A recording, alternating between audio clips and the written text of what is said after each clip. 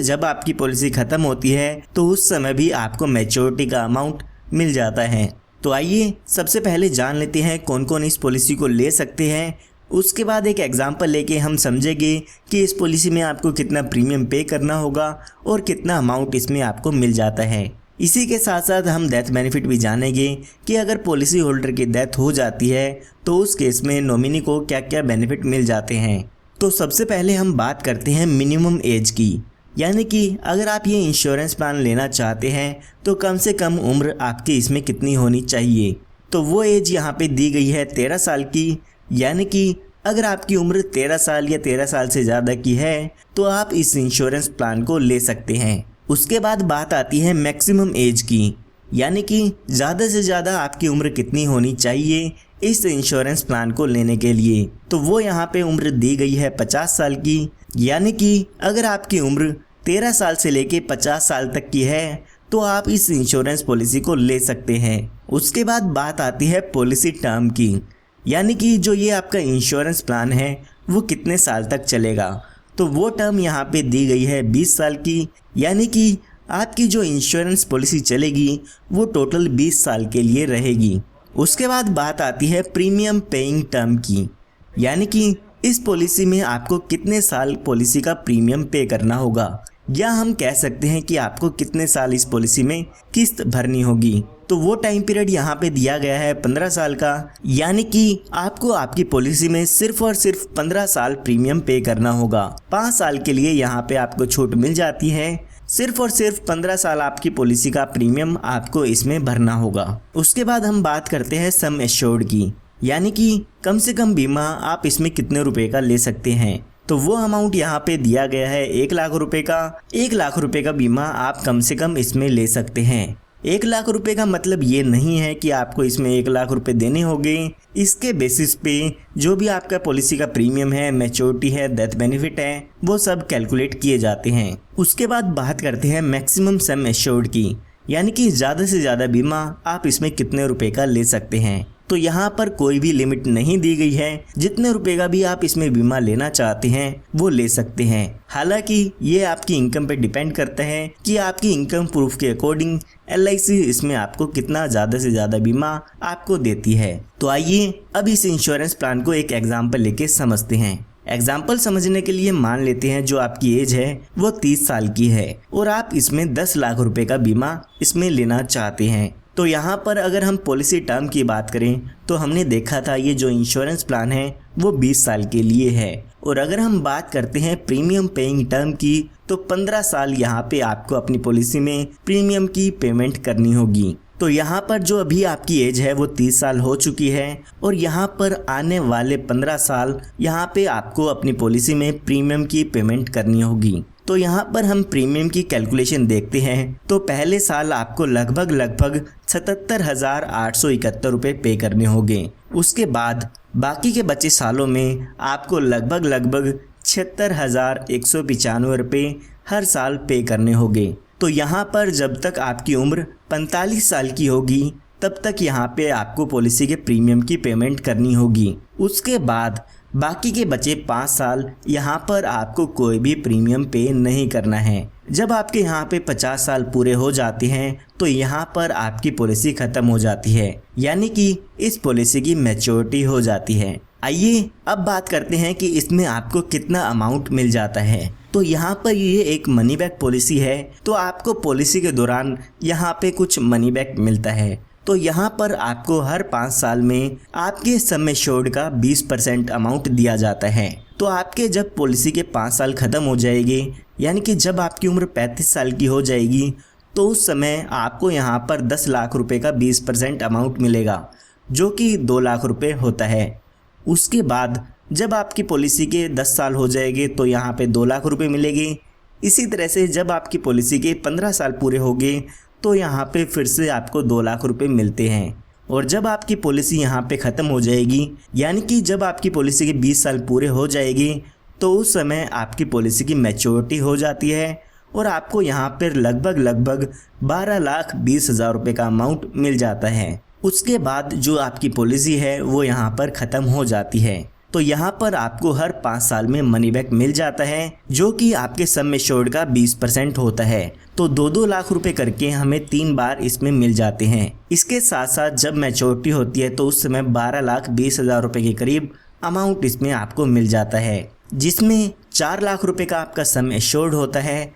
इसके साथ साथ 7,80,000 रुपए का बोनस होता है और 40,000 रुपए का इसमें आपका फाइनल एडिशनल बोनस होता है। तो ये टोटल मिला के 12,20,000 रुपये आपको पॉलिसी की मैच्योरिटी होने पर मिल जाते हैं, यानी कि जब आपके 20 साल पूरे होते हैं तो उस समय मिल जाते हैं। तो अगर हम टोटल रिटर्न की बात करें तो आपको 2-2 लाख रुपए करके 6 लाख रुपए मिल जाते हैं, जो कि पॉलिसी के दौरान आपको मिलते हैं। इसी के साथ साथ मैच्योरिटी होने पर 12,20,000 रुपये भी आपको मिल जाते हैं। तो ये टोटल 18,20,000 रुपये का अमाउंट आपको इसमें मिल जाता है। अगर हम बात करें कि टोटल हमने कितना प्रीमियम पे किया है 15 सालों के दौरान, तो हमने टोटल इसमें 11,44,601 रुपये का अमाउंट इसमें प्रीमियम का पे किया है। तो ये हमने बेनिफिट जब देखे हैं जब पॉलिसी होल्डर के साथ कोई भी दुर्घटना नहीं होती है। आइए अब एक एग्जांपल लेके समझते हैं कि अगर इस पॉलिसी होल्डर की डेथ हो जाती है तो उस केस में क्या क्या बेनिफिट्स मिल जाते हैं। तो अभी जो आपकी उम्र है वो 30 साल की हो गई है।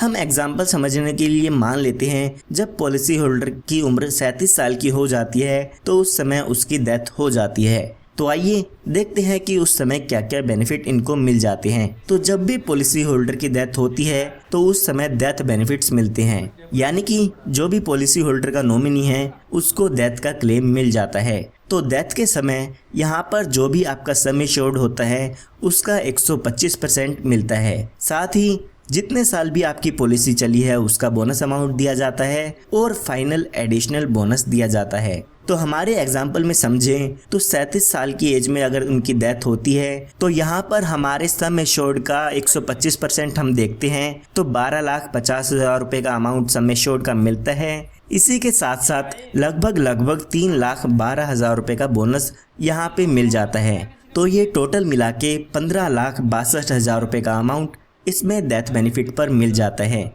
इसी तरह से अगर आपकी पॉलिसी होल्डर की डेथ 15 साल बाद होती है तो यहाँ पर 15 साल का बोनस मिलेगा। अगर पॉलिसी होल्डर की डेथ 2 साल बाद होती है तो 2 साल का बोनस भी यहाँ पे मिल जाता है। जितने साल बाद भी पॉलिसी होल्डर की डेथ होती है उसके हिसाब से यहाँ पर आपको बोनस मिल जाता है। इसी के साथ साथ जो भी आपका सम एश्योर्ड है उसका 125% यहाँ पे आपके नॉमिनी को मिल जाता है। और उसके बाद आपकी पॉलिसी यहाँ पर ख़त्म हो जाती है। ना ही यहाँ पे आपको कोई आगे प्रीमियम पे करना होगा और ना ही आपको उसके बाद कोई इसमें पेमेंट मिलेगी। पॉलिसी होल्डर के डेथ होने के बाद पॉलिसी के नॉमिनी को डेथ बेनिफिट मिल जाते हैं और आपका इंश्योरेंस वहाँ पे ख़त्म हो जाता है। इस पॉलिसी में अगर आप कुछ एडिशनल बेनिफिट लेना चाहते हैं तो वो भी यहाँ पे ले सकते हैं। उसके लिए यहाँ पर आपको कुछ एक्स्ट्रा प्रीमियम देना होता है। तो सबसे पहले यहाँ पर आप अपनी पॉलिसी में टर्म राइडर का बेनिफिट ऐड करा सकते हैं। यहाँ पर अगर पॉलिसी होल्डर की नेचुरल डेथ हो जाती है तो उस केस में जो भी पॉलिसी होल्डर का नॉमिनी है उसको यहाँ पर एडिशनल 10 लाख रुपए मिल जाते हैं।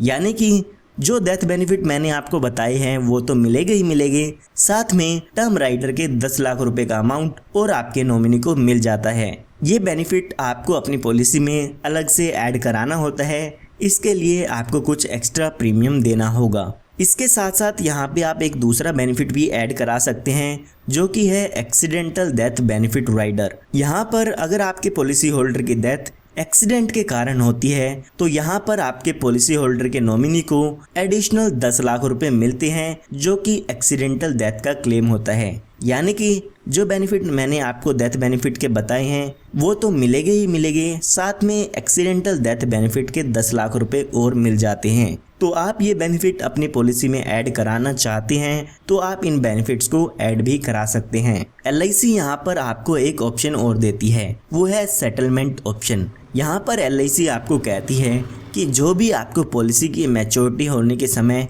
जो भी आपको अमाउंट मिलना है वो आप उसको इंस्टॉलमेंट में ले सकते हैं। यानी कि जो भी आपको पैसा मिलना था 12,20,000 रुपये का उसको आप हमसे किस्त में ले सकते हैं। आप उसको 5, 10 या 15 साल की किस्तों में हमसे ले सकते हैं। उन किस्तों पर LIC आपको इंटरेस्ट भी देती है। अगर आप मैच्योरिटी के बेनिफिट को इंस्टॉलमेंट में लेना चाहते हैं तो पॉलिसी के दौरान आपको बताना होगा कि आप इस पैसे को इंस्टॉलमेंट में लेना चाहते हैं। पॉलिसी की मैच्योरिटी होने के 3 महीने पहले तक आपको इसमें बताना होगा कि आप इस पैसे को इंस्टॉलमेंट में लेना चाहते हैं। इसी के साथ साथ जो भी डेथ बेनिफिट होते हैं वो भी आप इंस्टॉलमेंट में ले सकते हैं। यानी कि पॉलिसी के दौरान आप LIC को बता सकते हैं कि आपकी डेथ होने के बाद जो भी ये अमाउंट मिलेगा आपके नॉमिनी को वो इंस्टॉलमेंट में मिले या आपको एक साथ मिल जाए। तो यहाँ पर भी आपको डेथ बेनिफिट को लेने के लिए इंस्टॉलमेंट का ऑप्शन मिल जाता है। आइए अब बात करते हैं इसके अदर बेनिफिट्स की कि इसमें और कौन कौन से बेनिफिट आपको पॉलिसी के अंदर मिल जाते हैं। तो यहाँ पर आपको कुछ एडिशनल राइडर्स मिलते हैं। जैसे कि मैंने आपको बताया, इसमें आप टर्म राइडर ले सकते हैं, एक्सीडेंटल बेनिफिट राइडर ले सकते हैं। इसी तरह से आप क्रिटिकल इलनेस राइडर और accidental death and disability benefit का राइडर भी इसमें ले सकते हैं। इसके लिए आपको कुछ एक्स्ट्रा प्रीमियम इसमें देना होगा। उसके बाद आपको पॉलिसी पर लोन की सुविधा मिल जाती है। पॉलिसी शुरू होने के 2 साल बाद आप अपनी पॉलिसी पर लोन भी ले सकते हैं। जो भी लोन का इंटरेस्ट होगा वो आपको LIC को पे करना होता है। उसके बाद बात आती है सरेंडर की।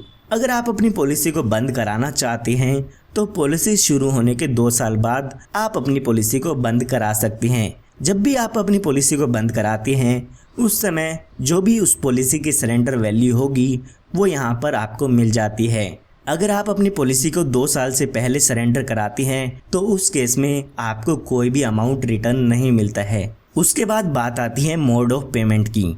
यहाँ पर LIC आपको 4 पेमेंट के मोड देती है। यानी कि आप अपनी किस्त को हर साल में भर सकते हैं, हर 6 महीने में भर सकते हैं, या आप 3 महीने या हर महीने में भी आप अपनी पॉलिसी की किस्त भर सकते हैं। इन 4 ऑप्शन में से आप कोई भी प्रीमियम का पेमेंट मोड चूज कर सकते हैं। उसके बाद LIC यहाँ पर आपको ग्रेस टाइम पीरियड देती है।